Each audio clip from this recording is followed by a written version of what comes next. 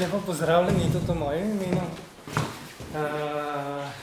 Upam, da bom znal kaj povedati takega, ki bi bilo vam zanimiv, pa mogoče poučen.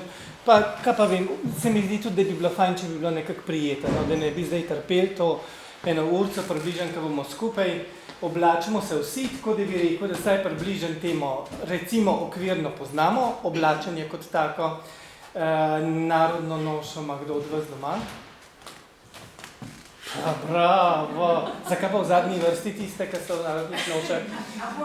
Zdaj bi mogli priti in bi mogli sedeti v prvi vrsti oziroma posebno mesto bi vam mogli dati, kakor je bilo nekdaj v navadi, ali pa je še danes marsikdaj v navadi, no, ampak kakorkoli. Tita Mečka, se opravičujem, majhen sem domač. Etnologinja je med nami, ki me je velikrat že poslušala, pa spet bo iste stvari poslušala, ker sem jih že mnogokrat govoril. Ampak kakorkoli, v bistvu ne morem drugače, kakor da začnem z enimi osnovnimi stvarmi, ki se mi zdi, da jih je treba razumeti, pa da imamo še velikrat še zmeraj ljudje težave, da jih razumemo. Ne vem, zakaj je oblačenje v tem pogledu tako posebno, se mi zdi, da ko se ukvarjamo z drugo materialno kulturo, je teh dilem bistven manj, kot pri obleki, ki imam jaz občutek, da se hitro zelo pomeša, kaj je obleka, kaj je preobleka, kaj bi noša bila, pa kaj noša ni, ker načeloma izraz noša izhaja iz nošenja, a ne? In to pomeni, da je noša tisto, kar nosimo, in to pomeni, da imamo mi zdaj tudi noše, da smo oblečeni v noše. Pa verjetno ne bi rekli vi temu, kar imate na sebi noša. Ampak pridemo do tega izraza, kako je do tega prišlo, pa zakaj se je stvar mogoče bolj zapletla, kot bi bilo treba. To so eni taki izrazi, ki jih poznamo. Obleka, najbolj splošen izraz in v resnici tudi najbolj uporaben izraz. Mi lahko govorimo o vojaški obleki, pa policijski obleki, pa noša je tudi v bistvu obleka, narodna noša, če tako rečemo, pa mi smo zdaj oblečeni, pa spat gremo v obleki, v pižami, tisti je tudi ena obleka. Tako da v resnici je izraz obleka najbolj uporaben tudi takrat, ko se raziskovalno ukvarjamo s proučevanjem oblačilne kulture oblačenja. Starinski izraz je oprava, to so bolj včasih rekli, da so ljudje opravljeni za kmaš ali pa za na pole ali pa za vsak dan. S to nošo se bomo še srečali. Izraz, ki je pogosto povezan tudi z oblačenjem, je moda. Ampak če govorimo o modi, samo o modi praviloma obravnavamo ali pa mislimo lahko zelo različne stvari, ker imamo tudi modo urejanja pohištva ali pa hiš ali pa modo nakupov, kakšni avtomobili so moderni. Pa to ni obleka, zato takrat, ko govorimo o oblačenju, praviloma govorimo o oblačilni modi, zato da se ve, da gre za modo, ki je povezana z oblačenjem. Imamo izraz oblačilna dediščina, ki je tudi ga težko definirati, zdaj kaj bi pa bila oblačilna dediščina. A to, kar imate vi na sebi, je oblačilna dediščina? Ne. Kaj pa to, kar imate doma v omari od stare mame? Pa bi bila oblačilna dediščina? Če jo tako razumete, če jo pa vržete v smeti, pa ne. Tako da tudi ta izraz je tako majhen izmuzljiv. Ni pa tako izmuzljiv izraz oblačilni videz. Angelos Baš ga je lepo opredelil, en raziskovalec, jaz ga izjemno cenim. Je sicer že pokojni, ampak je napisal res taka temeljna dela, ki govorijo ne samo o oblačenju Slovencev, ampak tudi kako razumevati to oblačenje, kako ga obravnavati, kako se z njim ukvarjati. In on je rekel, da je oblačilni videz tisto, kar se na človeku vidi, ne vse. Torej ne samo obleka, se pravi to, kar fizično nase damo, ampak tudi kako se ostrižemo, kako si uredimo lase, sem zraven pa še tudi, če kadimo, fajfo, cigarete, nosimo palco, dežnik, se ličimo, si urejamo obraz, danes včasih ni bilo to, ampak recimo te lepotne operacije bi tudi sodile v to področje, se pravi celotnega videza človeka, govori ta izraz oblačilni videz. In pa oblačilna kultura, to pa je, načeloma govorimo o njej takrat, ko se ukvarjamo pa z raziskovanjem oblačilnega videza. To je spet komplicirana reč, ne? Veste, ljudje se oblečemo tako, kot se oblečemo zaradi mnogih razlogov. Se odločamo. In če ugotavljamo te razloge, se sprašujemo o njih, jih raziskujemo, takrat načeloma se ukvarjamo z raziskovanjem oblačilne kulture. Recimo, če ugotavljamo, zakaj pa nekdo sred zime hodi bos po snegu, kakšni so razlogi za to in tako naprej. Takrat govorimo o raziskavah recimo oblačilne kulture in tam na slikci vidite jasno razliko med obleko siceršno in preobleko nekoga. Ne? Eden ni oblečen tako, kot se sicer ljudje takrat v tistem času so oblačili, ampak ima eno posebno preobleko, ki nekaj specifičnega govori o njem. Do te teme pridemo, smo jo imeli že na naslovu. Še enkrat se bom ustavil pri Angelu Sobašu. On je v svojih delih v 90-ih letih, to je zdaj že 30 let nazaj, zavrnil nekako, da bi uporabljali te izraze. Plemiška meščanska noša, rekel, da je to tako nesinhrono, da noša nekako nakazuje, da bi bilo nekaj iz kmečkega okolja, nekaj splošnega, ampak to meščani pa plemiči niso. Narodna noša mu je bila sporna kot izraz, nacionalna noša in zato je predlagal to, kar sem že prej omenil, da se uporablja izraz obleka in oblačilni videz, ker ta dva izraza nista sporna zaradi teh pomenov, ki jih je težko definirati. In zdaj smo še pri predzadnjem tem terminologijo, da bomo vedeli, o čem govorimo, da to stvar rešimo. Mogoče res najlažji pri tej fotografiji, kjer vidite to razliko med obleko in preobleko, med obleko in kostumom, lahko rečemo preobleka ali pa kostum je načeloma ista stvar, dve besedi za isto stvar. In ta preobleka ni še kakršnakoli, ampak je preobleka kakšna? Kaj sporoča? Kaj? Pripadnostni kostum. Ja, grozno se sliša, bom pojasnil. Pripadnostni kostum, uradno, strokovno rečemo temu, ta ženska, obe sta Ratečanke, iz Rateč. V 70-ih letih je bila fotografija narejena, ampak če bi tole tlele odrezali, bi težko rekel, da je iz Rateč. Po tej obleki lahko bi bila pa Škofja Loka, ali pa ne vem, ki iz Krana, ali pa še z Marske. Pri tej pa ta podoba njena določa, da je Ratečanka. Lahko tudi ne bi bila Ratečanka, ampak sporoča s to preobleko svojo, s tem kostumom, da je Ratečanka, ker ima te značilne elemente, ki se v Ratečah ustalijo kot prepoznavni znak te lokalne skupnosti. Jasno? Bravo. Tukaj vidite tudi razliko med oblačenjem in preoblačenjem. Moški so seveda oblečeni, nekatere ženske so pa preoblečene oziroma so pripadnostno kostumirane, ker jih prepoznavamo pa ne zdaj kot Ratečanke, ker niso Ratečanke, ampak kot Slovenke. To je njihovo temeljno sporočilo. Tale tukaj gospa, vidite jo v tako imenovani narodni noši ali pa pripadnostnem kostumu, ta je pa oblečena po tedanji modi, konca 19. stoletja. To je bistvena razlika. Tukaj imamo še kakšno, ki je prepoznavna kot Slovenka. Že takoj. Tole bi lahko dali tudi v Pariz, ali pa na Dunaj, ali pa kam drugam. Tole gospod. Tudi tole sicer, ampak bi vedeli, da je Slovenka na Dunaju.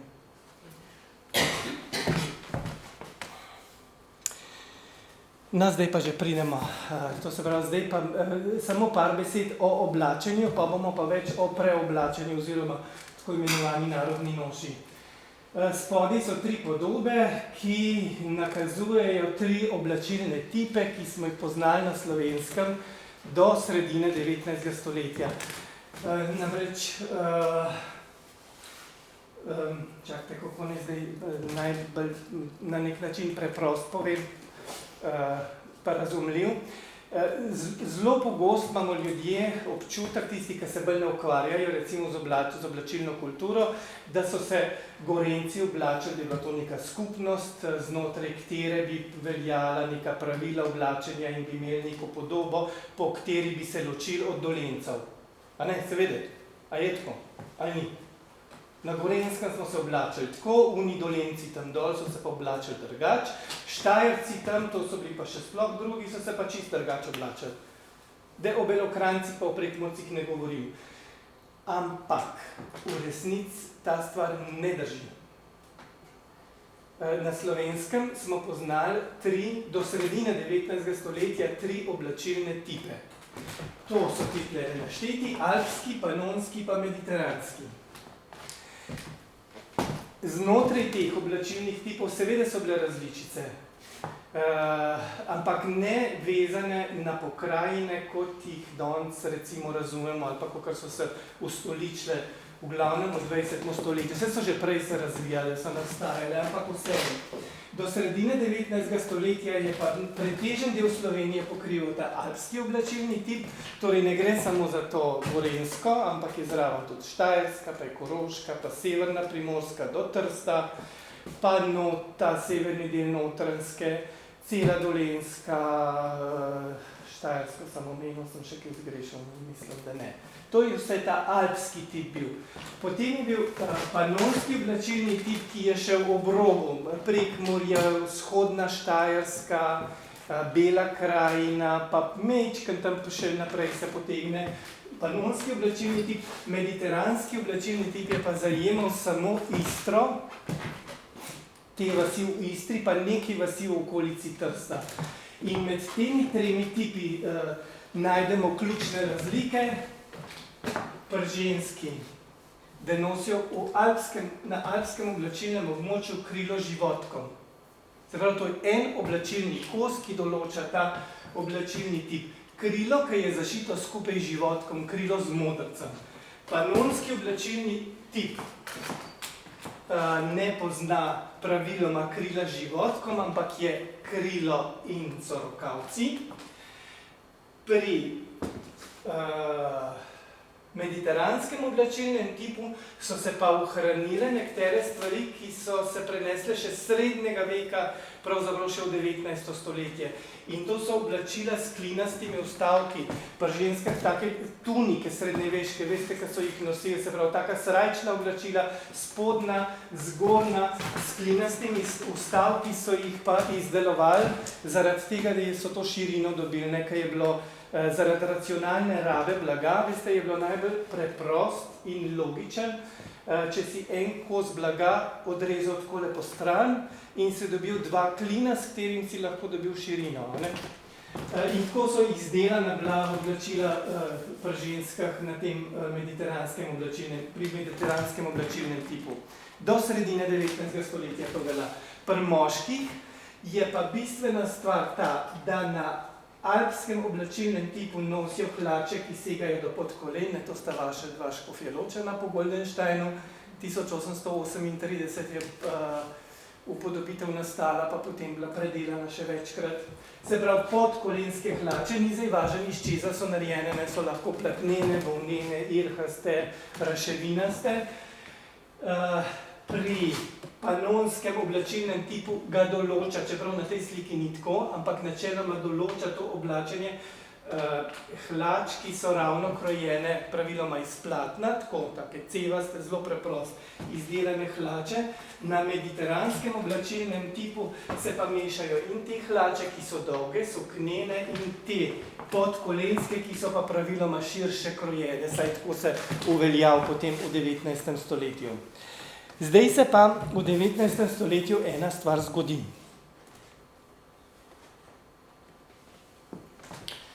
Veliko bolj intenzivno kot prej se razvija oblačilna moda. Oblačilna moda, sicer jo spremljamo, seveda je gonilo razvoja, bi lahko rekli. Stvar, veste, kaj je glavna naloga mode?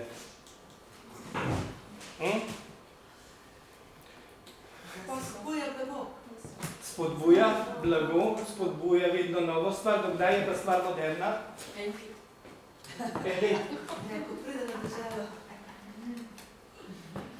Dokler jo drugi nimajo preveč. Se pravi, dokler imam samo jaz nekaj, oziroma jaz recimo, ker sem gonilo tega razvoja, potem je ta stvar modna. Zdaj, ko imajo pa to vsi, pa jaz nisem več moden, ne se moram nekaj novega spomniti. In se nekaj novega spomnim, zdaj, če sem ta prav vplivnež, potem bojo meni sledili in se bom jaz spet nekaj novega spomnil. Namreč moda oziroma stvar ni več modna, ko jo prevzame preveliko število ljudi. Ne? In zdaj moda seveda se je širila, je prehajala. Modni listi so izhajali že v 17. stoletju, v 18. stoletju. Težko si pravzaprav danes predstavljamo, da so v 18. stoletju hodili ti modni guruji po mestnih središčih, sabo nosili lutke, ki so bile oblečene v take obleke, kot so si takrat predstavljali, da bi bile modne, prodajali kroje, prodajali blago, učili, vzgajali v svoji maniri te stvari zelo dolg nazaj. Pravzaprav se je ta stvar intenzivno razvijala. Sred 19. stoletja se pa dogodi še mnogo drugih stvari, ne naenkrat, seveda je bil proces dolgotrajen. Veste, tovarne industrija se razvija, tekstil postane bombaž, na primer. Se bom mečken dragam skočil, mogoče poskušal bolj plastično predstaviti. Ljudje so se dolg stoletja, lahko rečemo, oblačali v tisto, kar so pridelali doma. To je bil lan, to je bila volna, to je bil blago, ki so ga skali iz lanu in volne, pa so temu rekli raševina ali pa mezlan ali pa kakorkoli. V glavnem tisto, kar je bilo doma. Ampak sred 19. stoletja je blago, ki ga kupijo na trgu, v trgovin, je bombažno blago. Že cenejše, kot je domače blago, kot je lan. Kmetje seveda še ne kupujejo tega bombažnega blaga, ker je vse ga bilo treba kupiti. Lan si pa lahko doma posijal, pa ga ni bilo treba plačati. Si mu sicer veliko dela s tem, pa si mogel najeti delavce, pa si jih mogel prehraniti. Trenje lanu je, pa vzgoja lanu je terjala mnogo časa in dela, ampak vendarle, tako če bi pogledali, če bi dali v trgovino laneno platno pa bombažno blago v sredini 19. stoletja, potem bi bilo bombažno blago cenejše. In to je ena velika sprememba. In druge stvari se tudi razvijajo, šolanje krojačev, šivil. To si tudi včasih, tako se mi zdi, nekako predstavljamo. Pa ne vem, mogoče preveč preprosto razmišljam, sem vidim, ko pridejo ljudje v muzej, pa ja, včasih so pa znali ljudje vse delati, ne? A ne, da so vsi znali vse delati. Pa vsi so znali štrikati. Pa vsi so znali šivati. A ne? Ja, pa poj včasih se pa vsi obleko so pa, ja, vsak sam svojo naredil, a ne? Ne, ni bilo, ja, ni bilo tako. Ni bilo tako, ni bilo. Zlasti pa še v prvi polovici, po sredini 19. stoletja, zlasti po letu 1865, ko se začne šolski sistem bolj razvijati in ko prihajajo tudi v taka vaška okolja, sicer še ne, ampak v manjša mesta, pa v trge, pa že šole, kjer se učijo dekleta ročnih del. Takrat se v teh okoljih začne tudi to znanje šivanja, vezenja, pletenja in še čvačkanja, marsičesa drugega razvijati. Pred tem časom je pa kmet skrbel, da ne rečem izključno, ampak skoraj samo za tisto, za kar je bil, se pravi za svoje njive, za živino, da je polje obdelal. Obleke so mu naredili, ni ženska sama delala. Redke so bile izjeme. V vasih so bile tudi šivilje, ker so bile bistveno slabše ali pa manj plačane, kot pa so bile šivilje v mestih. Ampak so bile šivilje. In tako, ker je Šuštar naredil čevlje, da to si zdaj danes predstavljamo, ne moraš sam svoje čevlje narediti. Za obleko si pa rečemo, ja, to pa lahko zašiješ, ne se pa če imam bom bolj taka. Ampak tega znanja ni bilo. In sred 19. stoletja se te stvari začnejo nekako spreminjati, trgovina se sprosti, in pride nekako do preloma, ki povzroči tudi to, da se zgodi to, kar imamo današnjo temo, da nastanejo, se rodijo nekako narodne noše. Še mehen pa tej temi ostanem, pa grem pa nazaj na narodne noše.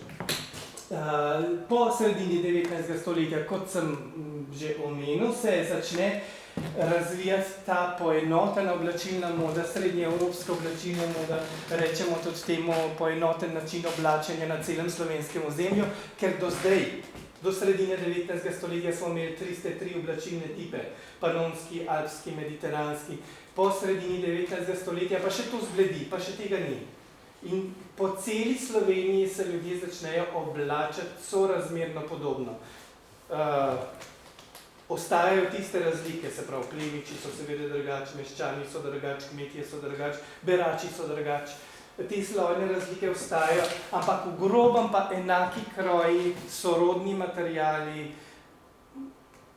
norme se z meščanskega okolja približujejo tudi kmečkemu okolju, delavskemu in tako naprej. Stvari postajajo bistveno bolj enake. Tlele so še zdaj te stvari navedene, pri moških se uveljav trodelna obleka, torej hlače, telovnik, suknič izdelan iz istega materiala, če je šlo, ne? Če pa ni šlo, pa poj tudi ne, ali pa ne vem, hlače so se ponosile, pa so hlače pa še druge zraven, suknič je ostal, pa še tist, pa ni bilo več to enotno, ampak v osnovi gre za trodelno obleko, ki je iz recimo volne ali pa blaga pogosto mešanega z volno izdelana prej, pa so bile hlače drugačne, telovnik je bil druge material, druge barve, suknič je bil čist druge barve, ta stvar se korenito spremeni. Pri moškem, pri ženskah se pa spremeni predvsem v tem, da ti zgornji deli sprva postajajo različni, uveljavijo se kočemajke, iz kočemajk se potem bluze razvijajo, krila so sprva še na životek krojena, tako kot so bila, samo ni več životek drugačnega materiala kot krilo, ampak to vse z istega materiala pride. Pa potem konc 19. stoletja odrežejo životke, jih ni več, so krila krojena na pas, v 20. stoletju pa itak revolucija gre dalje. Reforma, to je moderna beseda. Reformirali so oblačenje. Podoba meščanov, tam mislim, da z okolice Kamnika, obe fotografiji, 19. stoletje še, kjer se kažejo ti vplivi oblačilne mode, tudi različne oblačenje že otrok, veste, otroci v meščanskem okolju seveda bolj sledijo, ne otroci, starši njihovi sledijo oblačilni modi in oblačilna moda zanimiv pri otrocih dopušča krajša krila, ne pri odraslih, ne.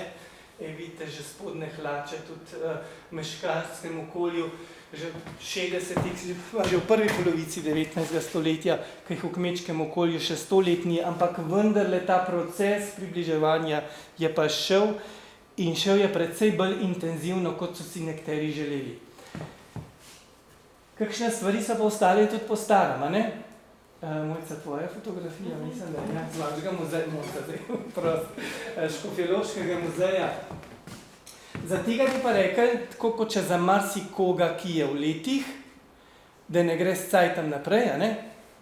Po starem oblečen, pa nekateri so še bolj tako kleni, trdoživi, pa se držijo korenin, ker bi rekel po en stran, hvala Bogu, da imamo tudi take ljudi, a ne? Po drugi stran pa zmeraj tako mečkam z rezervo gledani. In to je en tak možakar, hiše nos, škorne, visoke zvihali, ki takrat niso, to že davno cajt povozil. Hlače, zdaj, a so irkaste, ampak so verjetno podkolenske, žameten telovnik, očitno s temi gosto našitimi gumbi, suknič, kaj še, en klobuk ima tam. Tako precej po starem bi rekel še oblečena, ne? Drugi pa grejo z modo naprej in ji bolj sledijo. A so to kmetje, meščani? Meščani? Kaj? Lahko, ja. Kje pa so?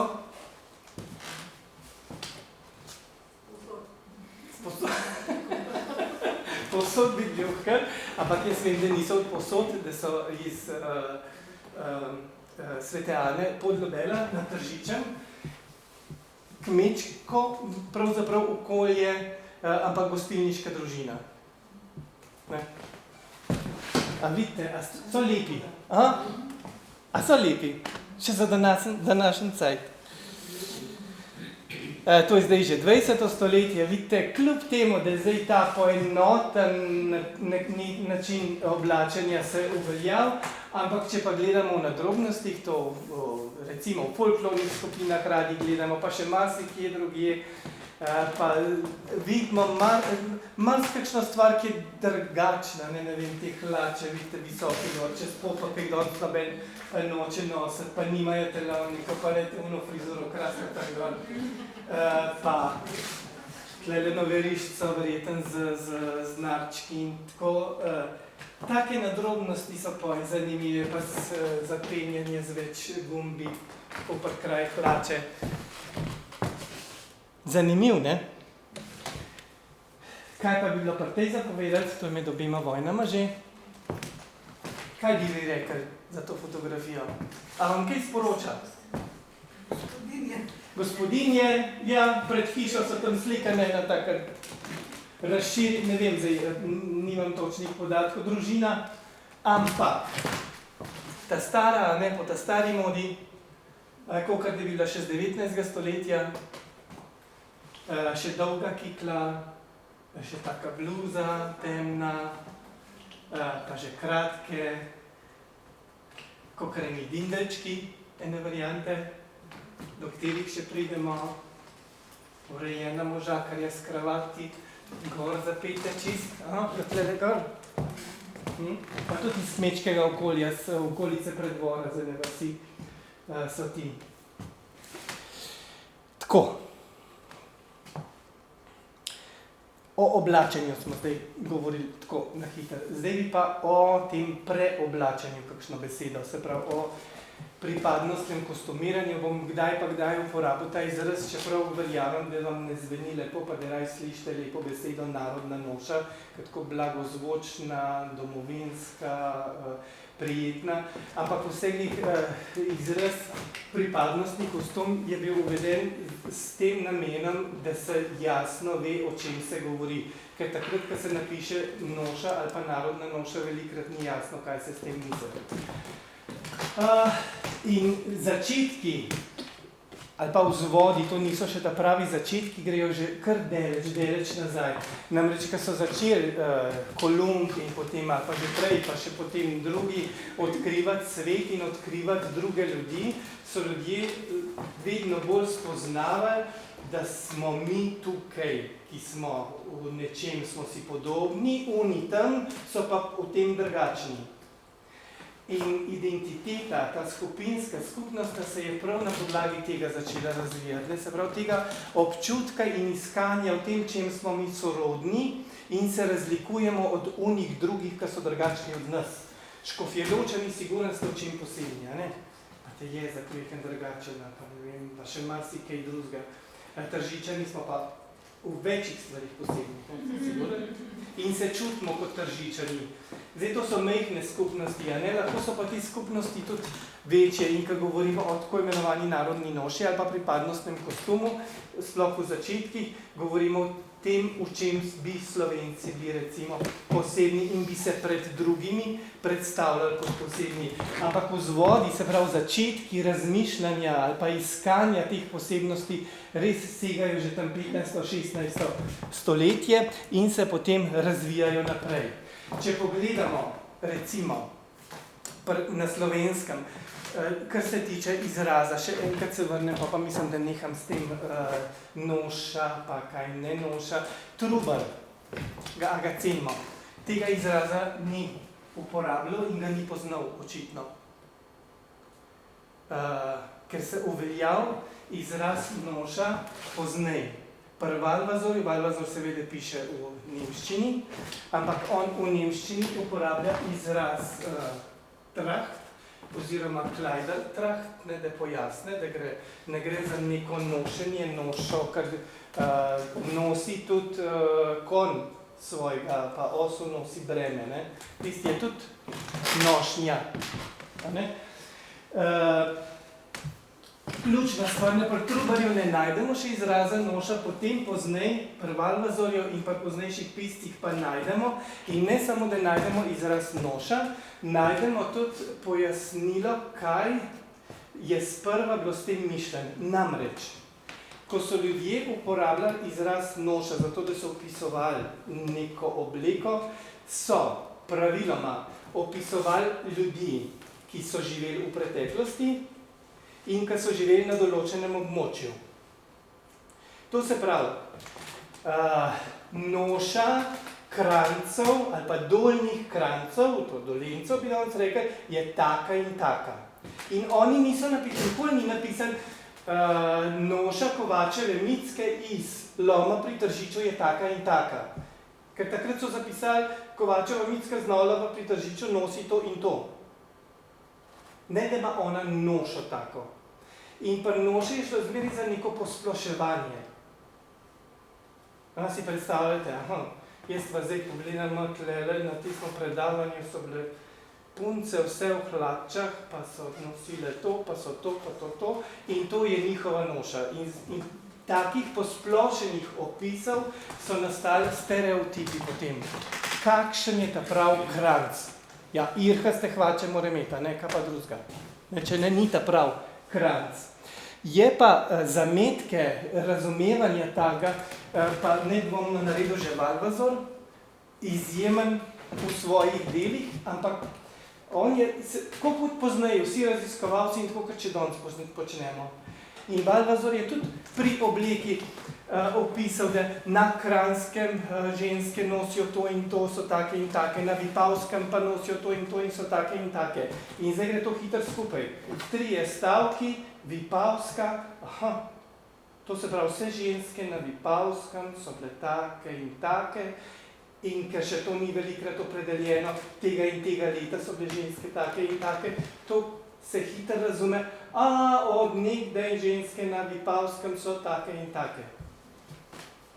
A ne? Jo, zdaj me tako pisan gledate, ne vem, vam je tako dolg čas, je tako kompliciran.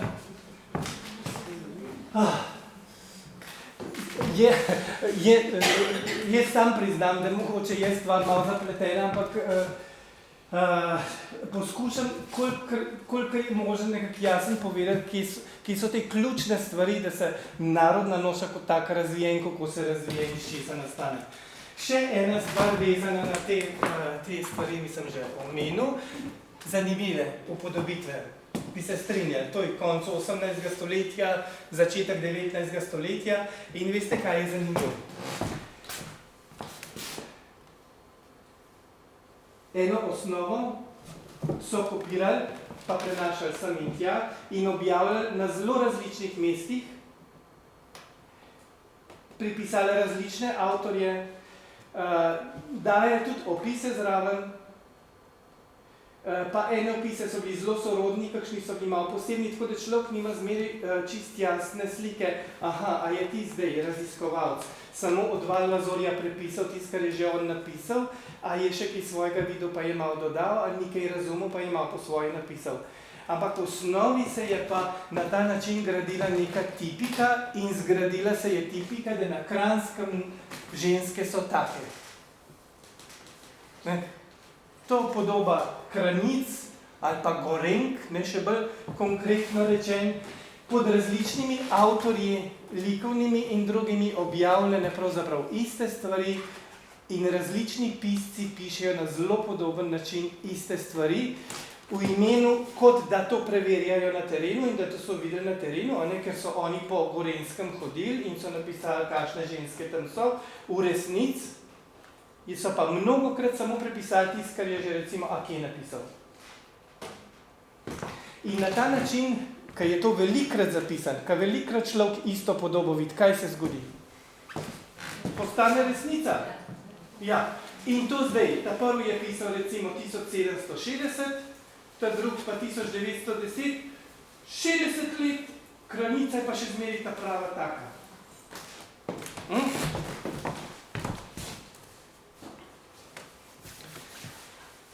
Zgodi se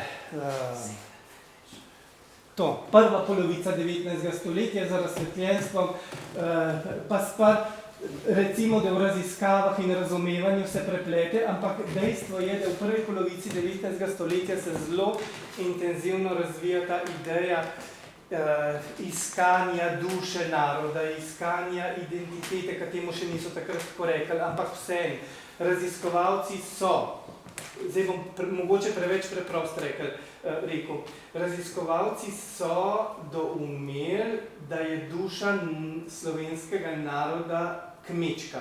Se pravi, najbolj slovenski je kmečki sloj prebivalstva.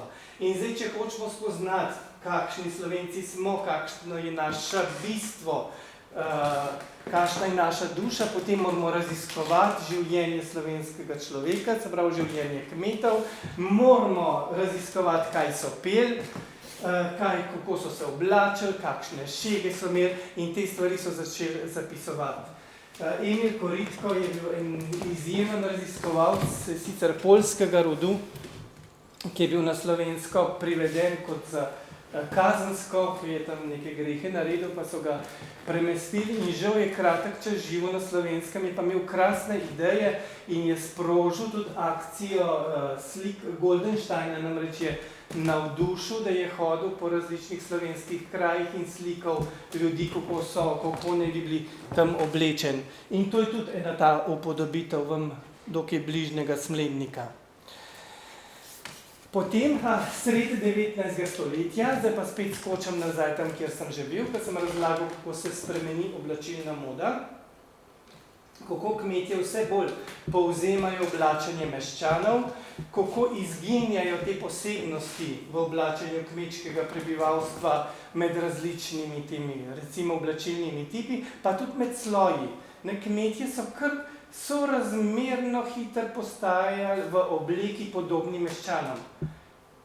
Ne enaki, jasno, da ne meščani so zmeraj imeli, pa ko so imeli več denarja, pa več vsega, tako preprost rečen, zmeraj so najdeli poti, da so se zelo razlikovali od kmetov. Ampak vendarle te razlike se začnejo manjšati in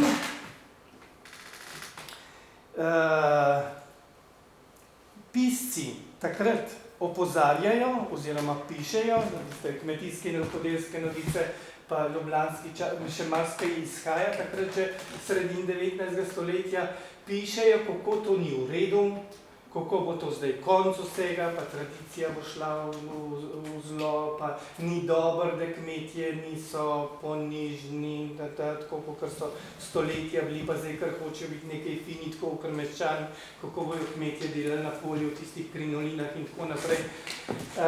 Skušajo na nek način pisci zamrzniti oziroma ustaviti te spremembe v kmečkem okolju, hkrati pa meščani ugotovijo, da lahko svojo obliko pokažejo, da so Slovenci. Sred 19. stoletja, čitalnice. Se pravi, meščani pogruntajo, da, no, zdaj spet preveč preprosto govorim, ampak poskušam tako biti plastičen. Torej, če se meščan obleče tako, kot se je oblačil kmet včasih, to pomeni, da se bo oblačil tako kot Slovenc. To je bilo ključno sporočilo. In meščani za posebne priložnosti prevzamejo to kmečko obliko in jo prenesijo v svoje okolje, ampak ne, da se bojo zdaj oni to tako oblačali, kar tako za vsak dan, pa za v nedeljo, pa za ne vem, da na ovce, ne vem kam, za posebne priložnosti. Takrat, ko so želeli se pokazati kot Slovenci. Zdaj, zgodil se je pa seveda še nekaj.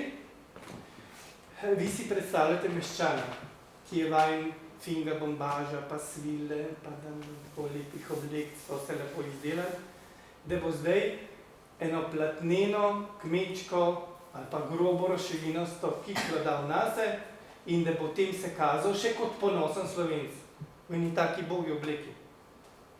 Ne.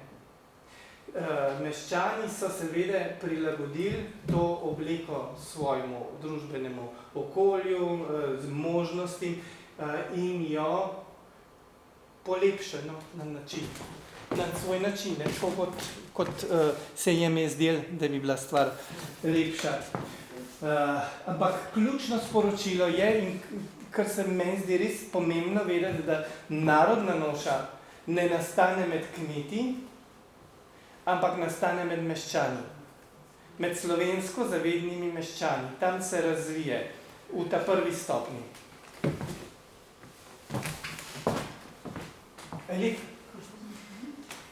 V narodni noši je, a ne? Suknič, to prepoznate to?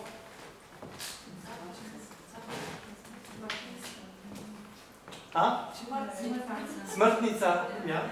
Kapa, svilena s cofom, pod klobukom ga nos. Telovnik, ta tako značilen žametnimi, z vzočno tkanim žametnim blagom, te gosto našiti gumbi, verižca z uro, ruta, srajca,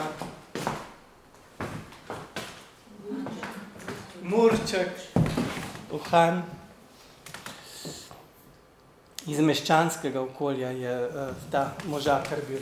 Potem se pa zgodi razvoj teh taborov, kjer smo še zmeraj v 19. stoletju, kjer se pa, to se pravi, meščani so prevzeli to ne direkt kmečko obliko, ampak preoblikovano oblačenje kmečkega prebivalstva zase, zato da so se kazali kot Slovenci.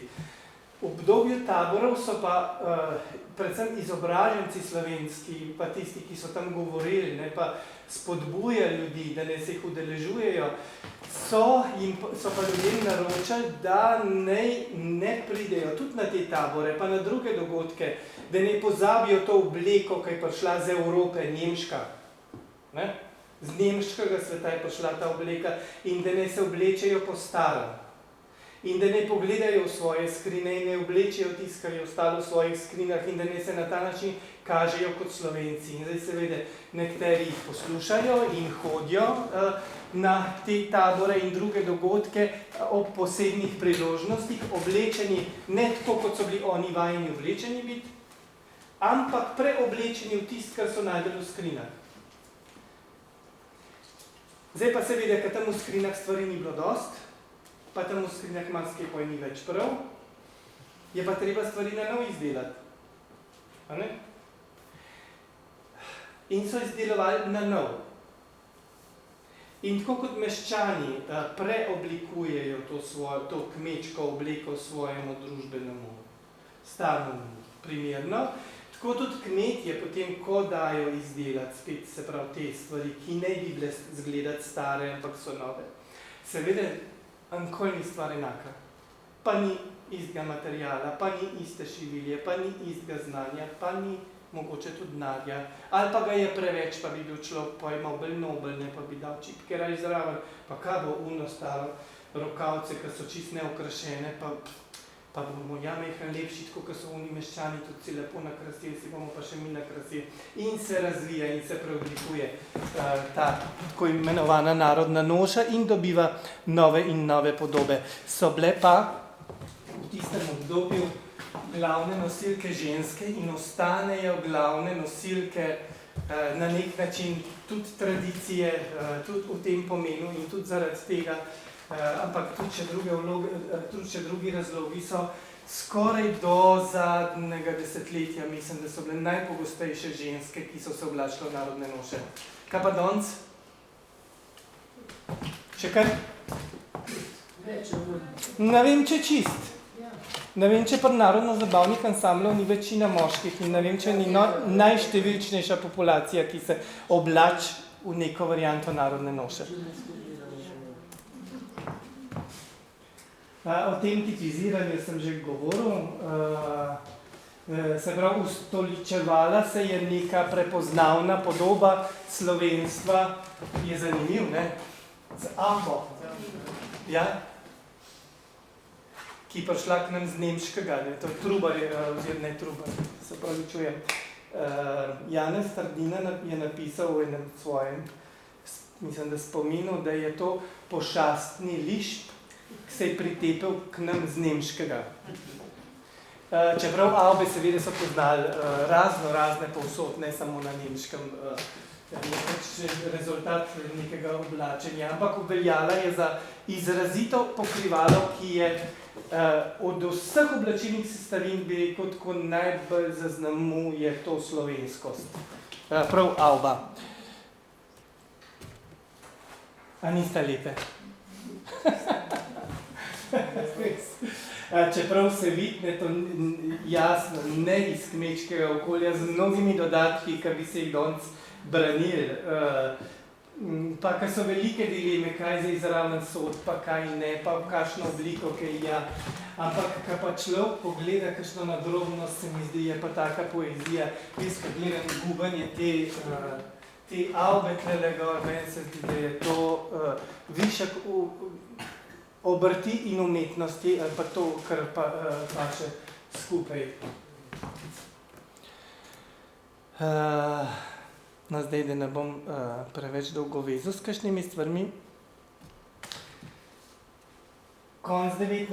stoletja so že znane te stvari, ki so znane ali pa zelo pogoste v današnjem času, ali pa v času, ker je se s tem ukvarjal, ker to je večno vprašanje.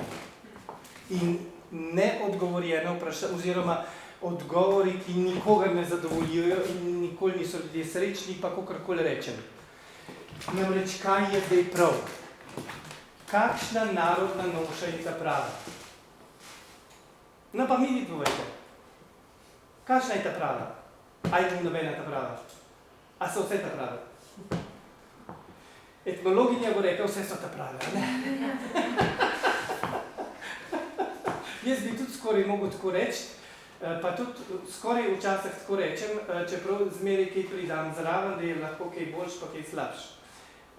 Ker iskreno mislim, da je to res.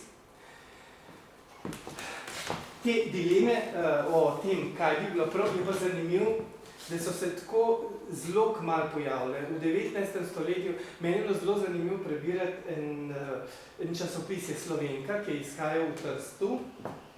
In v tej Slovenki se dve gospe, ena je bila Danica, ena pa Ljuba, kregata. Tako kregata, veste, časopis izide, pa druga številka izide, pa tretja številka izide. In v prvi številki piše, ne vem zdaj, Danica ali Ljuba, slovenska narodna noša je taka in taka, ampak zdaj so jo začeli spreminjati in ženske ne nočijo več, jo spreminjajo in jo posodobljajo, ni več taka in taka. In to ni v redu, ker to zdaj to sploh ni več slovenska narodna noša. Se strinjamo? Če jo spremeniš, ne pa če kar nekaj drugega narediš iz tega. Pa ona druga odgovarja v drugi številki, joj ti Ljuba, kako pa ti razmišljaš, če bodo pa Slovenke še naprej nosile težka spodnja krila, pa jih zavezovale, pa ozke modrce in tako naprej, pa ne bo Slovencev v prihodnost, ker ne bojo mogli rojevati in to ni dobro, narodno nošo je treba reformirati in narediti tako, da bo prilagojena sodobnosti. In ona spet nazaj, ja, če bomo pa to naredili, pa Slovenci ne bomo več Slovenci, pa bomo pa glih taki, kakor so Čehi, pa Slovaki, pa tako naprej in to nič več ni. In te dileme se ponavljajo pravzaprav poj čez celo stoletje in ostajajo do danes. Kaj spremeniti, da bo še v redu in kaj ne spremeniti. Ker mene tudi prepričujejo, da je čisto v redu, če je tlele spodaj pod knofi prišlus, ker to takole narediš, ne pa da moš tistih 25 knof vsega posebej zapeti. Pa se noben to ne vidi. A ne? Se je prišlo skrit. In zdaj mene vprašajo, je to v redu? In se rečem, ni v redu. Kaj? Seveda sem zaupal. Ampak meni res to ni v redu. Meni se zdi čar tega, ne samo kako človek zgleda, ampak tudi kako pride do tega, kako se s tem ukvarja, kako se v oblekah, ki mogoče niso prilagojene današnjemu načinu gibanja, pa sedenja, pa ne vem, afnanja, kako se moš v taki obliki drugače vesti, oziroma sploh ne moš drugače, kot da se drugače obnašaš, ker se ne moš gibati tako, kar se v hlačah gibaš, recimo, če za ženske govorim. In je to tudi en svoj čar, če ga tako vzameš. Lahko je pa breme. Lahko je pa muka in tako po drugi strani jaz razumem, bom se ustavil zdaj še, preskočam do narodno-zabavnih ansamblov, razumem, da ženske niso pripravljene nositi avt, kaj šele peč, na koncertih, ki trajajo 6 ur, pa zraven moraš še kakšen kapšancov mest pojesti, pa ne vem, kaj morajo še vse narediti. Naporen je to. Današnje obleke so bistveno bolj udobne, že v osnovi, kakor so bile obleke od nazaj. Pa še bistveno bolj, kot so narodne noše, ki so še dobile svoje oblike, svoje različice, prav zaradi tega, da bi bile posebne, drugačne, boljše, lepše in ne vem kaj še.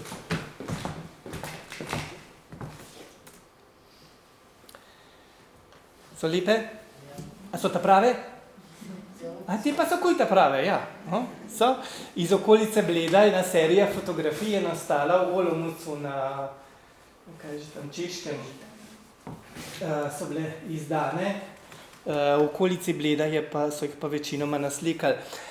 In zdaj še, to se pravi, poleg te ta prave, v narekovajih seveda rečem, ta prave narodne noše, se pojavljajo še druge različice, a ne? Recimo, te dva nista čisto narodni noši, sta pa... kaj bi rekel? Pastiri, bravo! Kuj ste vedeli, da nekaj pašeta, se pravi, identitetno neko skupno lastnost imata. Oba sta pastirja, čeprav ne vemo, če sta v resnici. Sta oblečena, prikazana kot pastirja in določa to pastirstvo cokle, a ne? Ker so jih nosili, seveda, samo pastirji. Ja, ampak sta pa preveč nobel za pastirja. A preveč nobel sta za pastirja? Pa tudi cokle niso nosili samo pastirji, a ne? Pa tudi vsi pastirji niso nikoli nosili samo cokle. Ampak, če pokažemo še 10 takih fotografij, ki imajo pastirji na nogah cokle, potem je v naših glavah toliko teh slik in toliko teh podatkov, da sploh ne moramo več drugače razmišljati, kakor da nekdaj so pa vsi pastirji nosili cokle. Pa jih niso skozi nosili, seveda ne, so bili veliko tudi bosi, pa so nosili tudi čevlje. Je pa res... Palco ima to barvo. Palco, ja, to pa paše k pastirjem. Če greš v planine, to pa še zdaj gre s palcem. Sam dan so drugačne, kot so bile včasih. Ka pastirji v glavnem so prikazani ti pastirji, planšeri, no bi rekel, ka višji gor pasajo.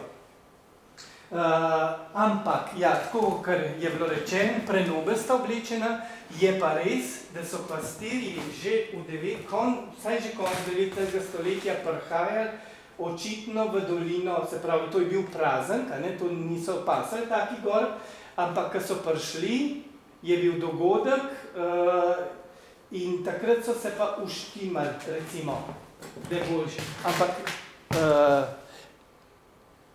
v povprečju precej drugače, kot sta ti dva uštimana. En pomembno, zdaj pa gremo z 19. stoletja že ven, zdaj je... Vem, da je tema 19. stoletja razstava lahko... Dolgo. Dolgo. Ti so oblečeni, kot so bili v 19. stoletju, ne? Skušajo biti oblečeni. 1908 je tam letenca en pomemben dogodek je bil, ki je zaznamoval razvoj tako imenovanih narodnih noš oziroma pripadnostnih kostumov na Slovenskem.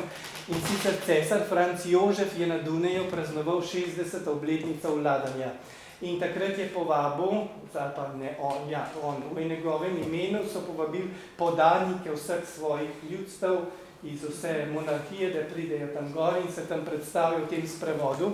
In na Slovenskem je bila sprožena tudi taka velika akcija, kjer so skušali ljudi organizirati v skupine, da bojo v teh skupinah šle na Dunaj in se tam predstavili. Je nekaj fotografij ohranjenih, ne vidite, jih tam paradirajo pred cesarjem, ki je verjetno tam gor nekje. In se predstavljajo kot Slovenci in takrat se začnejo rojevati tudi številne različice, ki jih mogoče pred tem dogodkom ni bilo ali vsaj niso bile tako izrazite.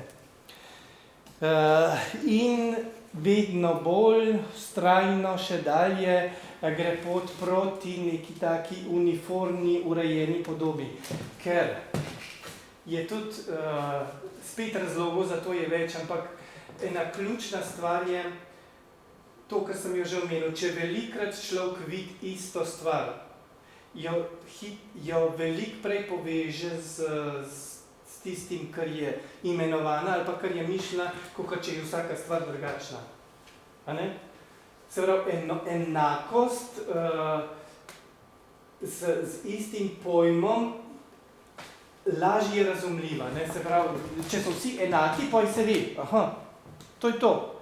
Če so Avbe samo na Gorenjskem, pa je sporočilo jasno, a ne? Se pravi, ti so Gorenjci, ki imajo Avbe na glavu. Ali pa če so Peče, še zraven, kaj pa zdaj že s tem? Se veste, kaj Peča, tista ruča velika, petelina, pa drugače zavezana. Kaj pa je zdaj s tem? A to so še Gorenjke? Ne, pa niso Gorenjke, če imajo Peče na glavu. Tiste so Belokranjke. Tiste so Belokranjke, ne, to je. Jaz z osebne izkušnje lahko to povem. S folklorne skupine, ker smo pred leti Gorenkam dali na glavo Peče in so vsi, sem v Tržiča in tudi plesal sem v Tržiču, učil v Tržiču folklorni skupini in so bili, kako zdaj? Koga zdaj Belokranjke skupaj s temi Gorenkami delajo, pa gorenjske plese plešejo? Ne, ni šlo, ker je več desetletij bila vzgoja taka. Ampak, to si bomo sam slikce malo pogledali, vam pa še ne dve stvari zapovedali. Vidite spet dva ta prava pastirja, pa dva, kar pa nista čist pastirja. A sta? Skoraj. Gorska vodnika.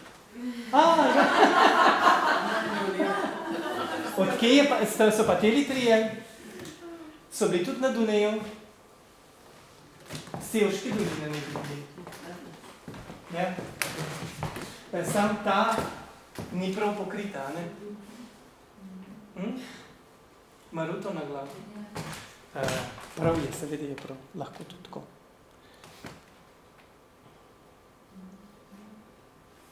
Skje so pa teli?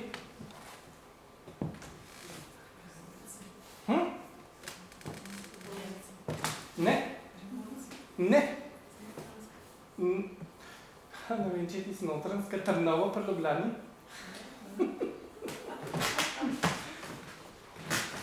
Kostumirani so, ker so bile narejene te preobleke njihove za na Dunaj po upodobitvi Goldensteina iz 1838. Ti so pa? Goldenstein je to varno. Ja.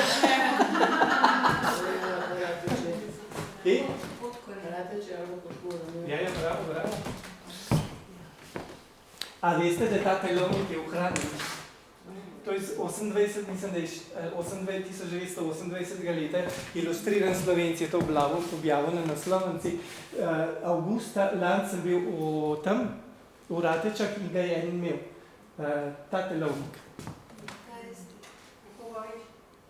Pogovarjal sem se. Je. Sem šel poj preveriti slikco. Sem ga poslikal od spredaj in zadaj in od posod. To so pa ziljanke, posegne, bi rekel, na nek način. Jih prepoznamo kot ziljanke, zaradi tega, ker imajo kratke kikle, pa še druge posebnosti.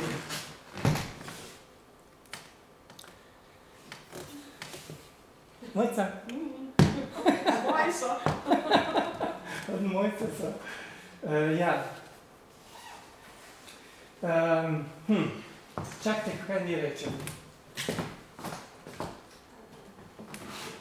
Narodna noša ali pa lahko takrat tudi še zelo pražna obleka. Lahko eno hkrati z drugim. Ker na začetku bomo videli, pa je sploh pri črni noši, tako imenovani črni noši, se stvar velikrat prepleta.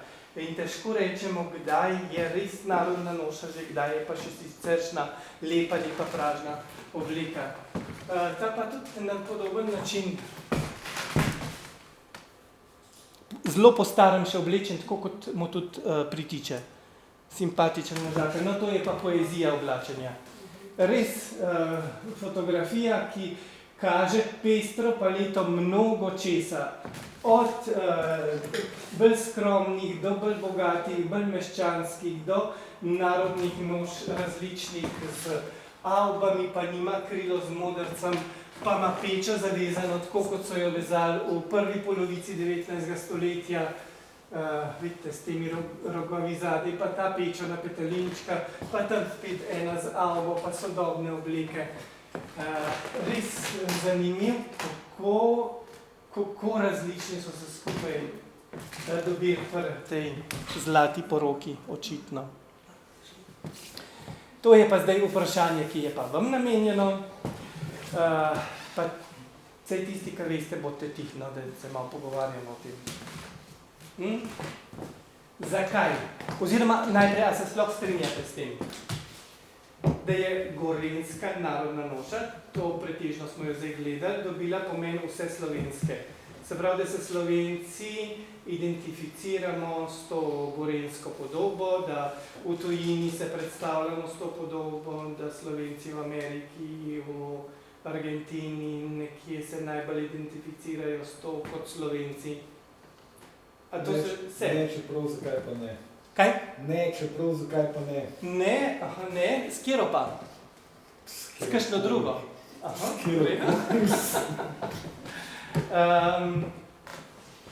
ampak je, v resnici je dobila ta podoba, ki smo jo zdaj spremljali, je najbolj splošno slovensko uveljavljena in če bi dali za eno protokolarno darilo, ali pa ne vem, za neko tako stvar v Planici, če bi tam podeljevali tiste, bi verjetno to vzeli na neko belokranjsko, ali ne vem. Zakaj mislite, kaj mislite? Bigorensko. V Planici, definitivno. No.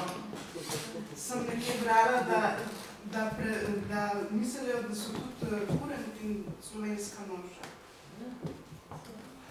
Ker se tako pojavljajo na vseh teh športnih prireditvah. Meni osebno to ni všečno. Ja, se strinjam. Težka stvar, ne bi vzdelil tem resne, ker je že ta noša sama tako zakomplicirana, ne bi še Kurent zgledal dati. Ampak zakaj mislite, zakaj je ta gorenjska najbolj slovenska obveljala? Kaj je najbolj lepa, kaj je najbolj pisana,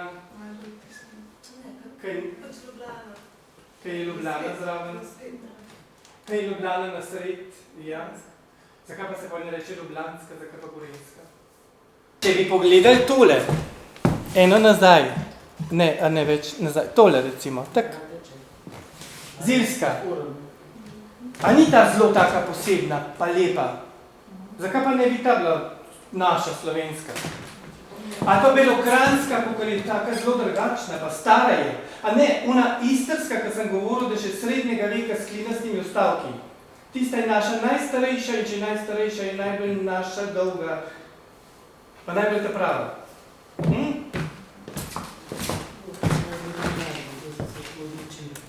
So se tako odločili, ampak noben ni to v zakonu. Ljudje so se kar odločili, kar vsi Slovenci so se... Noben ni bil proti, kot smo Slovenci. Pa ljubno referenduma! Ja. Veste kaj, lejte, tale je ključen razlog ni v tem, da bi bila gorenjska dediščina oblačilna, zelo, ne vem, posebno, drugačno, staro, slovensko, ampak je ključno, da se je identiteta slovenstva razvijala na tem območju in okrog stvari z tega območja. Triglav, Bled, Prešeren, Čop, Finžgar, marsikaj je bilo na tem prostoru, predvsem pa ta simbol slovenstva, Triglav. In mene so velikrat pred leti res to sprašvali, se zdaj že dolg razumem, zakaj je do tega prišlo, ampak pred leti sem bil pa res v grozni dilemi, ker nisem znal odgovoriti, pa to je bil skozi zmeraj vprašanje, zakaj pa glih Gorenjska? In primerjalno gradivo od drugod to potrjuje, iz drugih okoljih, iz drugih držav. Nikoli ni ključno to, kakšno je oblačenje na nekem prostoru, ampak je ključno, kje se identitet, kje je ta srčika identitete, kje se ta razvija. In to prevzame potem praviloma tudi širše okolje. Zdaj smo pa pri Ljubljani še, ne pa pri... Če bi to... Kaj bi znali? A narediti, a zavezati? Da se bomo naučili. Ja. Da se naučiti, je pa res, da je stvar zapletena. Iz večjih vidikov, ne samo kako zavezati, ampak že kako prej stvar pripraviti. In spet kaže na tisto ključno stvar, ki sem jo že omenil, da se taka podoba ni razvijala v kmečkem okolju, ampak v meščanskem okolju, ker meščani so imeli možnost se ukvarjati s temi stvarmi na ta način. Kmet je mogel ta prvo misliti, kaj bo v usta dal, pa kaj bo sploh nase dal, da bo kaj dal. Moko ne za štirkanje uporabo, ampak za druge stvari, tako mogoče res karikiran, preveč potenciran stvari, ampak vse. Meščani so pa lahko si privošali ženske, ki so jim prale, ženske, ki so jim rihtale in lahko so si privošali žensko, ki se je 2 dni ukvarjala s to pečo, da jo je zrihtala tako, ker jo je zrihtala in pa še en se je ukvarjal parno s tem, da jo je to zavezal tako, ker jo je zavezal, da je to tako star, je pa res krasna stvar. Polmana, lepo zavezana, ja, lepo, res lepo. In črna noša, uveljavil se je ta izraz za to podobo oblačenja, čeprav je jasno, da ni zmeri črna, pa še zmeri, pa sploh ni vsa črna peča je bila, kakšna bi bila črna peča, ampak uveljavil se je izraz črna noša, zato ker je temna, večinoma je bila temna, nima belih rokavcev. Tako kot so beli kranci nastali zaradi tega, ker se oblačijo v belo, ne, se pravi črni kranci so bili tlele gor, mi smo Gorenci, Dolenci, smo bili črni kranci. In to je zdaj ta stvar, ki ni čist narodna noša, oziroma težko rečemo, v bistvu sploh ni narodna noša, ampak je zelo slovesna obleka konca 19. stoletja. Vidite isto punčko, ko sem bil vesel, ker sem te 2 fotografiji najdel, to samo je že leta doma. To je pa Alenka Pakiš, to te naljubiteljska raziskovalka najdla, to je v istem ateljeju šistno slikano z 2 različnima, ne vem kaj sta, mama botrca, karkoli že. Ampak obema ta na glav pečo, zavezano na petelinčka, ki deluje tako slovensko, a ne, in hkrati slovesno. Nimata pa enega drugega atributa, ki bi to bolj povezal z narodno nošo. Kaj jima nekako manjka, da bi temu rekel, to pa je taka. Se pravi, nisem črna noč, ni samo obleka tedanjega časa s pečo. Sklepanc manjka, ja, načeloma. Ja.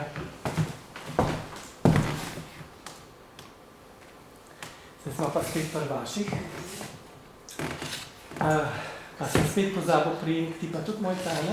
Seveda, celo ga preškovala. Franja Tavčar, poročena Tavčar, na vseh 3. Najbolj poznana, meni do zdaj je bila poznana, oziroma do zdaj, do pred 2 letoma, samo ta fotografija, ki je tudi v krasni črni noši, špencarjem, takim pravzaprav meščanskim, niti ne kmečkim. Tukaj je pa, mislim, to hčerko, ja, hčerka pa Franja, gledajte, ko ima pečo zavezano tlele. Zelo sodobno, bi rekel, svobodno. Pa tam še kot mlajša, neporočena. Tudi okolica Škofje Loke spet. Lepa sta, nista lepa. Aj poezija. Pa pri tem zdaj tudi bi težko govorili, da gre za narodno nošo, je pa stvar tam mejna. V bistvu peča zavezana na ta način že to nekako nakazuje, da gre na nek način za izkazovanje slovenstva, kakšnih drugih takih atributov, tako zelo konkretnih pa ni. Je pa res prestiž, ne? Svilena kikla z naborom, pa s plisejem tle spodaj, še bolj svetleč, očitno, še bolj atlas, lepš delan predpasnik s temi čitkami zgoraj okrašena. Res je lepa. Aha, zdaj pa gremo naprej. Med svetovnima vojnama, ki se marsikaj dogaja, seveda šole, vzgoja, mladine, take in drugačne tečaji ročnih del. To so gospe iz Podnarka, tam v 30 letih, ki so bile na tečaju, kjer so izdelale te avbe, ki jih imajo na glav. Na ta način nastajajo seveda različice ali pa se postaja zelo podobna stvar drug drugemu. Hkrati se oblačijo še siceršnje obleke, ki jim pa včasih dodajajo peče kot slovesna pokrivala. To je že obleka, ki so tam leta med obema svetovnima vojnama. To je približno tako, kot bi zdaj vi se lepo oblekli za nek ples ali pa za cerkev, pa bi si na glavo dali pečo. Ne? To je med obema svetovnima vojnama bilo še živo in tudi še tik po drugi svetovni vojni. Izloma nad Tržičem ste se ohranili, mislim, 2 fotografiji z ohceti, ki so bile že po drugi svetovni vojni, so ženske oblečene čisto sodobno, ampak nekaj jih ima še zmeri na glav peče. Ker je veljal tako za slovesno pokrivalo. In seveda ugledne osebnosti, tako kot je Franja Tavčar bila, narodna dama, jo večkrat imenujejo tudi, je svojo to s tem, da se je oblekla v narodno nošo, sporočala ljudem, da je to nekaj, kar je vredno, nekaj, kar je dragoceno, nekaj, kar sod na človeka, ki nekaj da nase. Tako je... Je to kraljica Slovencev, ne? Kraljica Slovencev, ja, seveda. Da je pač ona del nas in ni del nje. Tako je šlo, ja. In to je bilo pomembno sporočilo, ki je šlo ljudem. Ja, ne? Ja. To je pač moj vodja. To je moj vodja. Tako kot so mi to za svojega vodja na nek način. Ampak tukaj je še bolj izrazito sporočilo. To je Marija Karađorđević, ki se je oblekla v kakšno? Gorenjsko ali slovensko? Ali ljubljansko? Gorenjsko narodno nošo se fotografirala na Bledu in ilustriran Slovenc na naslovnici prinese to fotografijo, celostransko. Si predstavljate slovenske novice, kjer na naslovnici vidimo našo predsednico v narodni noši? Ja. Zdaj ne, verjetno je res čas preteku, razmere so se spremenile, ampak sporočilo, sicer danes bi ga razumeli Bog ved kako. Kako? Smo že probali, ne? Na primeru naših televizij. Ja. Ampak vseeno, v neki obliki bi pa bilo to lepo sporočilo, ki so ga nekdaj dajali in je prihajalo med ljudi. Zdaj pa, ja, jaz sem mislil še veliko povedati, ampak res ne bom več, to poznate to vzgojo. Nekaj avtorjev je bilo zelo izrazitih, ki so vzgajali slovenstvo v nekem duhu. Marsikdaj tudi zapeljali kam, kar ocenjujemo danes mogoče, da ni bila čista prava smer, ampak vseeno ta neka identiteta se je pa razvijala in krepila. In Maksim Gaspari je imel pomembno vlogo pri tem, zaradi 2 razlogov. Prvič, ker je bil izjemno plodovit in drugič, ker so ta njegova dela prihajala množično med ljudi. Ne, to ni bilo samo tam nek v muzeju shranjen v ta zadnji sobi, ker pride kdo pogledati, kdaj pa kdaj. Ampak to je množično prihajalo do ljudi prek časopisov, razgledanc, voščilenc, oglasov in še marsičesa. Šantel je tudi delal v nekem takem duhu, ampak na drugačen način, v drugačnem okolju. Tole bi vam reče povedal, ker moram povedati, še to stvar. Poznate to akcijo Slovenska dečva? A ste dečve, ta prave tle? A? Ne? A ja? Tam v konc 20 let, začetek 30 let so ustanovili eno društvo, Naša skrinja se je imenovalo, v kjer so bile kar take znane, ugledne predvsem ženske tistega časa, družbeno-političnega življenja in so razvijale idejo o tem, da bi se Slovenke oblačile po slovensko. Ampak, tako, kot je konec 19. stoletja že rekla, ne tako, da bo zdaj to težko, pa naporen, pa da ne bojo mogli rojevati, ampak da bodo obleko posodobili, se pravi, da bo obleka dišala po starem, ampak bo današnja. In zato so v Kranju je bila ta tovarna, kjer so delali te tkanine, da ne vem, če Ibi. Jugočeška. Kjer so delali blago za te dindelčke, so temu rekli. Časopisi so pa našali razne te kroje in navodila, kako si take obleke izdelati. In tako se je razvijala ta ideja, ki pa se ni razvila do konca. To so naše domače dečve in naši domači Janezi. Poglejte Janeza, jaz bi mogel danes tak prideti.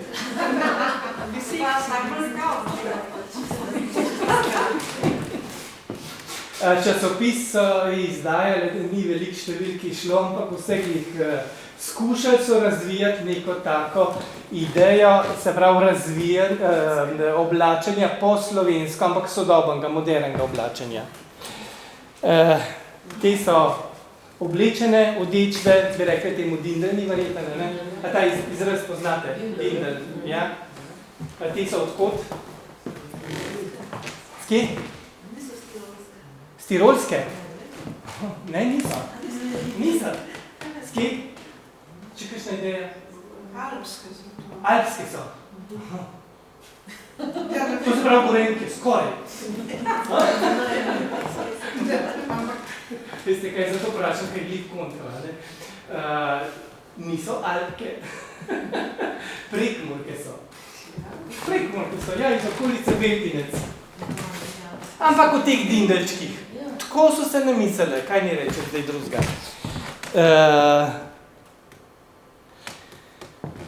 Zdaj pa pridemo skoraj do konca že, če še kakšno vprašanje na kratko. Če ne, pa mislim, da sem... predolg sem. Tega sta luštna, to se strinjamo, a ne, v ta pravi gorenjski narodni noši. Oziroma, temu strokovno rečemo, v pripadnostnem kostumu. A to še kar tako grozen zveni, a ne? Vsakič, kar rečem. Seveda tudi z glasbo pogosto povezan. Te bi tudi rekli, da so gorenčki, a ne? Ta pravi, ta pristni, ampak so z Maribora, vam povem, da vas ne sprašujem.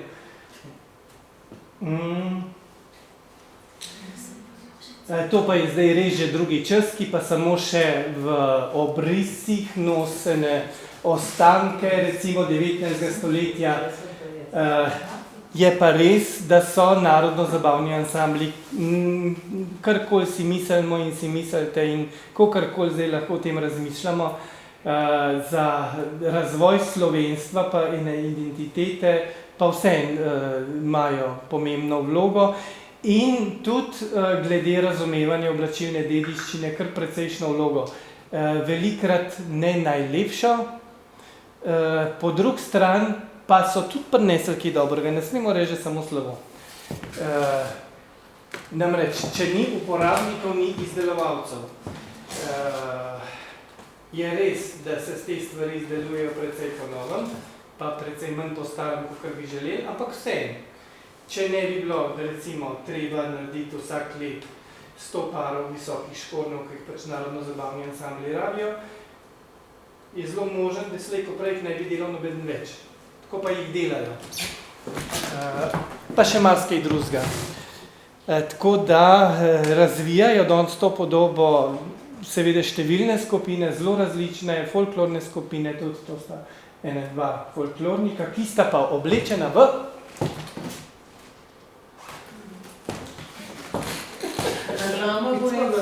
Naglama Gorenjsko. Pa tudi spodnji pri kraju, vsak Gorenjka. Predstavljata oblačenje Gorenjcev Pa recimo, da ne čist tako tipično ali pa najbolj razširjeno ali pa najbolj stereotipizirano različico, ampak ima neke posebnosti, ki po svoje žlahtnijo to podobo in ki jih je možen iskati v oblačilni dediščini, da predstavimo kaj zanimivega. Ta zadnji se ni odprl, ki bi mogel še napisati hvala za vašo pozornost, ampak lahko z mojih ust. Tako da, to je to, kar sem jaz pripravil, vem, da ste dali tukaj, kar ste imeli na meni biti. Če imam kdo kaj za vprašati vse in še lahko pa pojď tudi, če poklepetamo. Jaz je ena ideja, mislim, ne vem to še daleč, ampak naprimer v začetku si razdelil te oblačilne, to na 3 skupine, to se pravi alpsko, primorsko, mediteransko. In v bistvu ta alpska obsega večji del slovenskega ozemlja. In ima tiste sestavne dele, ki so najbližje, tako imenovani tudi narodni noši. Zato se mi zdi, da se v bistvu, zdaj, ko smo začeli govoriti o gorenjski noši, je v bistvu lahko to v bistvu ima največ teh elementov, ki jih je prej oblačen najširši krog ljudi na Slovenskem. In zato so se lahko toliko poistovetili s tem. Zato je bilo tudi toliko lažje sprejeti to vse to, gorenjsko različico. Zato, ker je bile vse sestavni deli, kot si jih oni že včeraj. To mi je prišlo, ko sem to poslušala. In tudi to sem, kar smo imeli tam v Begnah, ki je že posvet, sem to stvar bolj razdelal, kako je ta ime sorazmerno pozen tudi se razvil. Ampak ključno je točno to, kar si rekla. Cel alpski prostor je poznal te osnovne sestavine, jih bil vajen tudi nositi, jih vajen bil iz svojega okolja in zato jih je to lažje sprejel. Jih je pa sprejel potem v različici tej, ki se je ustvarila umetno, na tej ravni. Pa predvsem sprva na Gorenjskem, pa se pa je širila. To sem je. Jaz bi vprašala, če ima še kdo kakšno vprašanje. Glede, imamo lahko iz prve roke, ki je odgovor. Potem pa vse tiho je bilo, glede. Pa se vam lepo zahvaljujem, da ste me tako pridno poslušali.